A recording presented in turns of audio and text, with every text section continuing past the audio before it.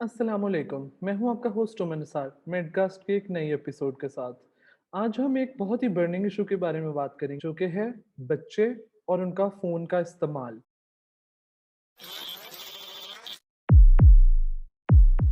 हमारे साथ हैं डॉक्टर मोहम्मद ज़िशान जो कि हैं assistant professor psychiatry Rutgers university new Jersey में।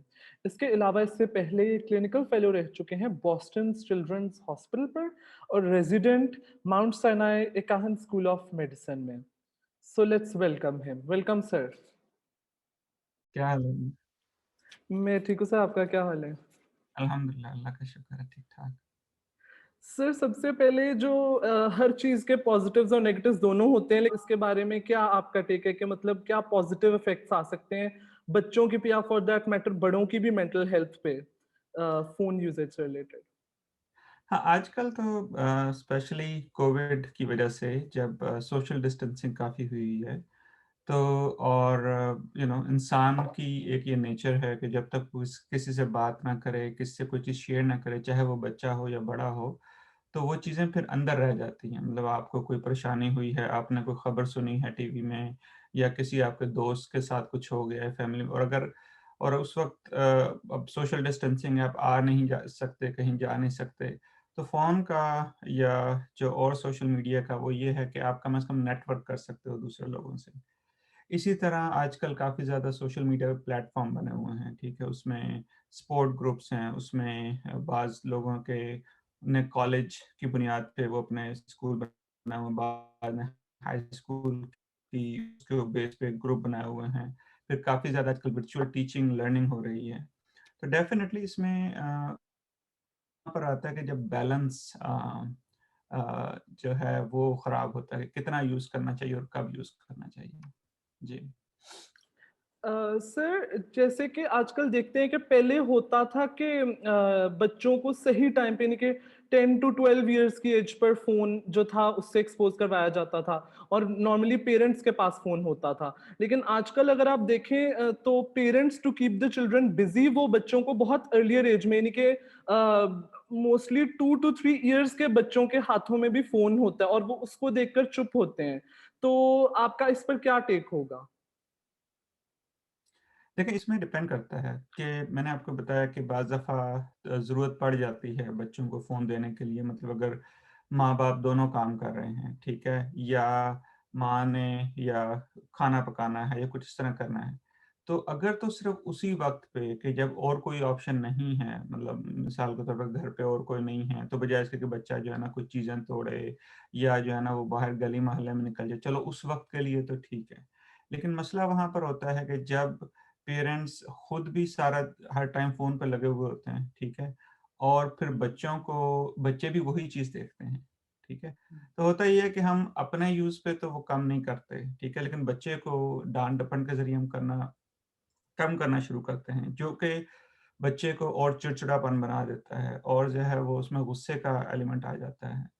तो इसमें मेरा तो टेक ऑन यही है कि ठीक है, आजकल ज़रूरत बन गई है, ठीक है? हम इससे अवॉइड करना मुश्किल है, लेकिन सिर्फ़ उस वक़्त यूज़ करें कि जब बहुत ज़्यादा ज़रूरत हो।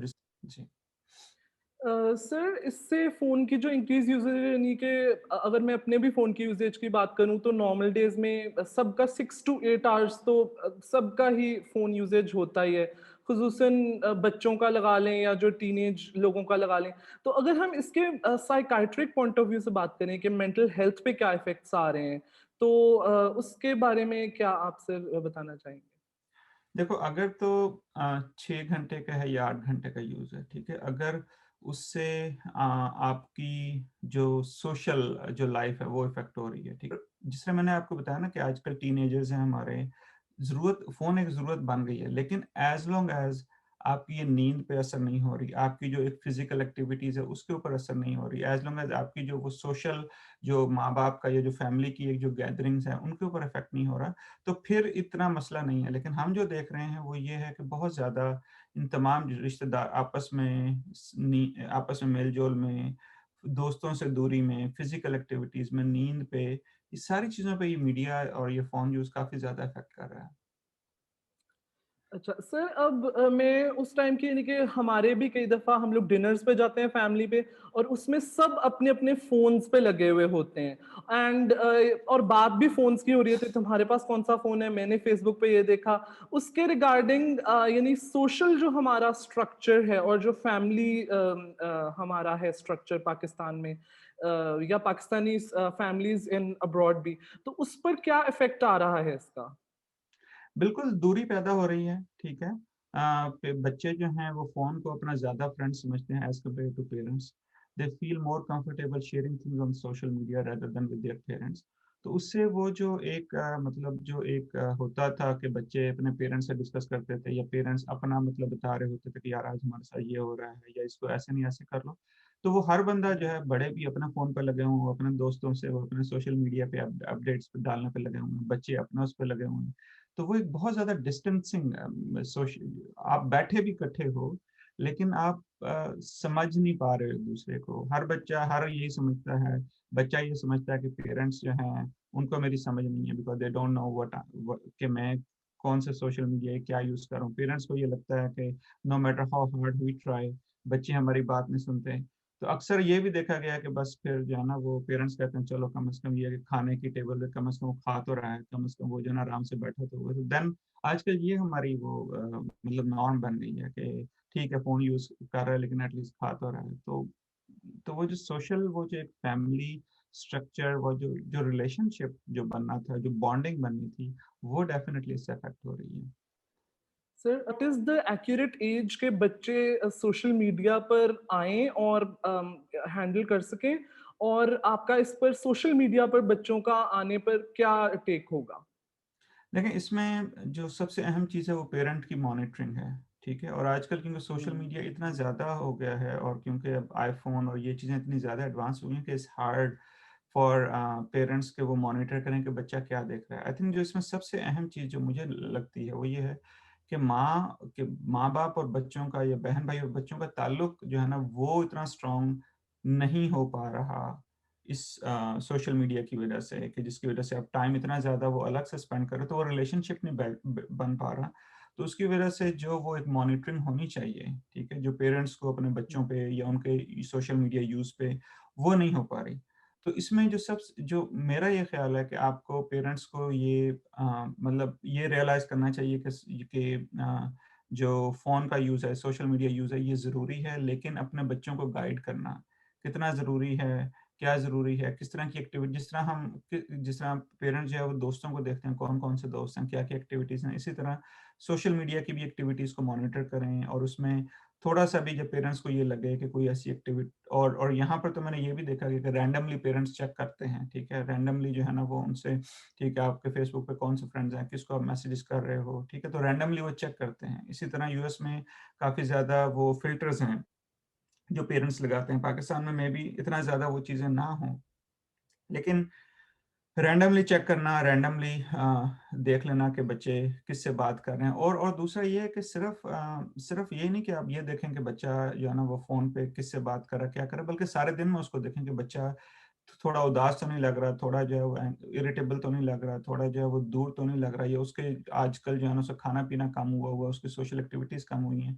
तो बजाय इसके कि डायरेक्टली आप जो है ना उसको कहें कि या उसको ब्लेम करें कि ये जो है ना सारा फ़ोन की वज़ह से और उससे उसको जस्ट समझने की कोशिश करें, उसको सुनने की कोशिश करें। क्योंकि जो सबसे बड़ा जो कंप्लेन आजकल मैं सुन रहा हूँ टीनेजर्स के बारे में, वो ये कहते हैं कि बड़े हमारे सुनते नहीं हैं, ठीक है ना? वो जस्ट स्टार्ट कि आपको नहीं ये नहीं, ऐसे कर लो, इसको ये लिमिट कर लो। तो मैं कहा सुनने का एलिमेंट जो है ना काफ़ी मिस हो रहा है, कि जिसकी वजह से ये काफ़ी ज़्यादा सोशल मीडिया यूज़ भी हो रहा है और काफ़ी अनमॉनिटर्ड हो रहा है। Yes sir, we should monitor the social media use. Sir, screen time बच्चों का कितना आइडियली होना चाहिए जो है फ़ोन के ऊपर, और यानी कि कौन-सा टाइम उनके लिए ज़्यादा सूटेबल है, लाइक आइडियली नियर स्लीप या क्या? अच्छा आई थिंक काफ़ी इम्पोर्टेंट आपने क्वेश्चन पूछा। तो स्क्रीन टाइम जो होती है ना मतलब हमारे ब्रेन में मतलब जब भी हम सोते हैं तो हमारे ब्रेन में एक एक केमिकल होता है न्यूट्रन उसको हम मेलाटोनिन बोलते हैं, ठीक है? जो मेलाटोनिन ये होता है कि वो हमारे ब्रेन में सिक्रीट होता है तकरीबन शाम जैसे ही सूरज ढलना शुरू होता है तो उस वक़्त वो आहिस्ता-आहिस्ता सिक्रीट होना शुरू हो जाता है। और फिर आहिस्ता-आहिस्ता जब उसकी मिकदार काफ़ी बढ़ जाती है, तो फिर हमें नींद आनी शुरू हो जाती है। तो when we use this social media और when we use any screen time, तो उससे ये होता है कि उसकी जो मिकदार, जो मेलाटोनिन जिसने पैदा होना था, वो कम होती जाती है, ठीक है? तो इस वजह से इवनिंग के टाइम पे डेफ़िनिटली कम से कम हो सोशल मीडिया, मतलब सोने ये हो कि सोने से तकरीबन 2-3 घंटे पहले जो है, मतलब सोशल मीडिया का यूज़ कम से कम हो। जहाँ तक तो है number of hours, I think it's again आजकल क्योंकि पेंडेमिक की वजह से बहुत मुश्किल हो जाता है कि आप कहो कि यार 2 घंटे या 3 घंटे। लेकिन अमेरिकन अकेडमी ऑफ पीडियाट्रिक्स ने, मतलब उनकी कुछ रिकमेंडेशन है कि बच्चा जो है 2 से 3 साल का हो उसके लिए 30 मिनट टू एन आवर, और इस तरह उन्होंने कुछ रिकमेंडेशन उन्होंने की हैं। लेकिन आजकल मैंने बताया पेंडेमिक की वजह से थोड़ी-सी रिलैक्सेशन होती है। फ़ोन यूसेज पर जो है जो लोग ज़्यादा यूज़ करते हैं या उससे ज़ाहिर है सोशल आइसोलेशन में वो आप बाकियों से इंटरैक्ट नहीं कर रहे, so are they more likely to develop depression और attention deficit hyperkinetic disorder ADHD in future?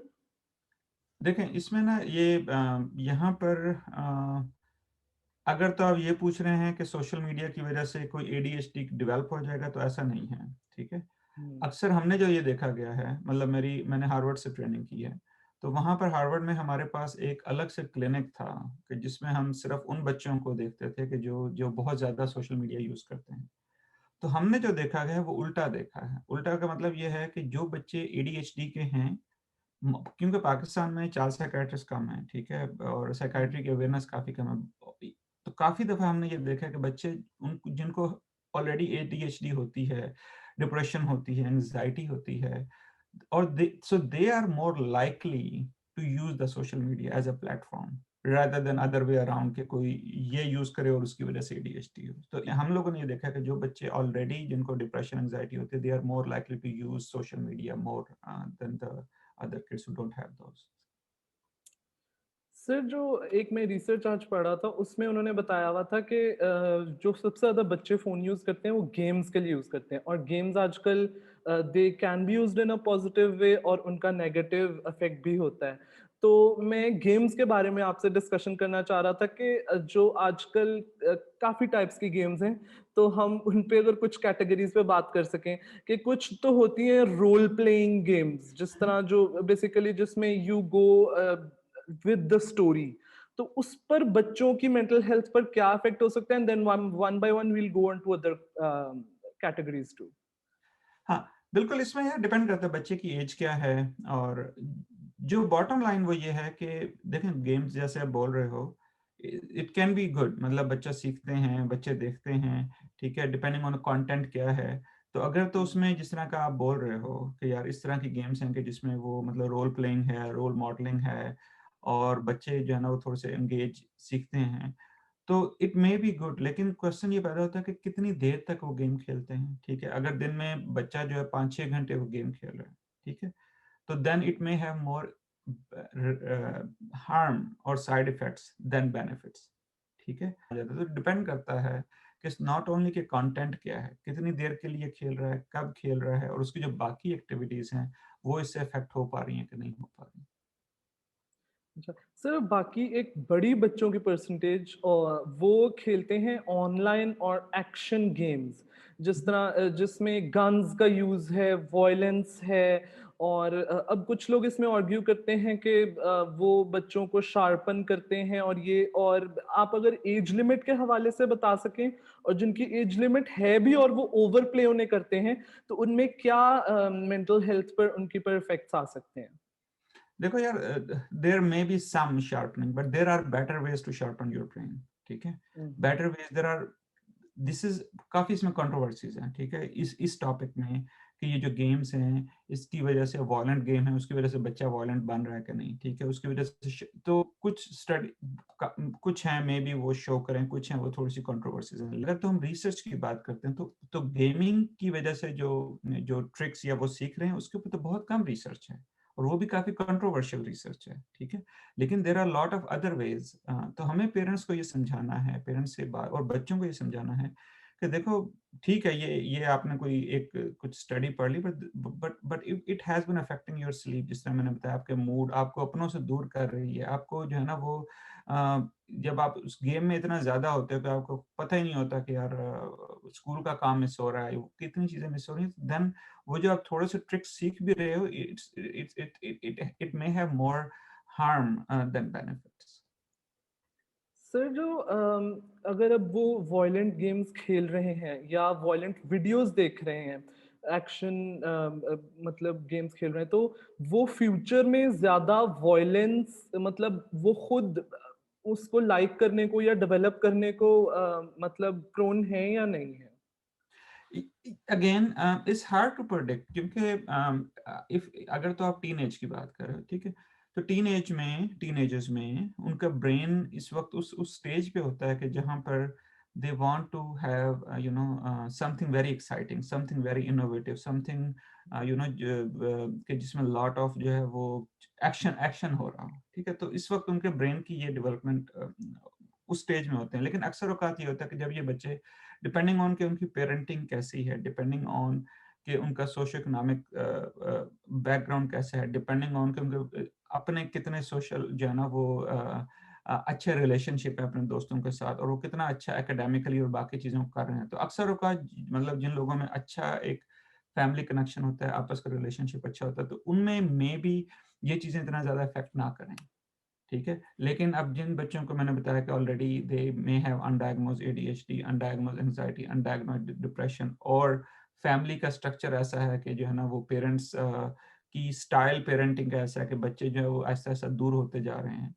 तो then those adolescent, yeah, those teenagers may have more likely to develop depression or develop anxiety or develop certain kind of behavior. So it's not only one thing, it's many factors के जो contribute करते हैं एक जो teenagers है कि वो बड़ा होके क्या करेगा। Sir at the end one of the last questions के बर्निंग क्वेश्चन बता रही है कि इज फोन एन एडिक्शन और नॉट?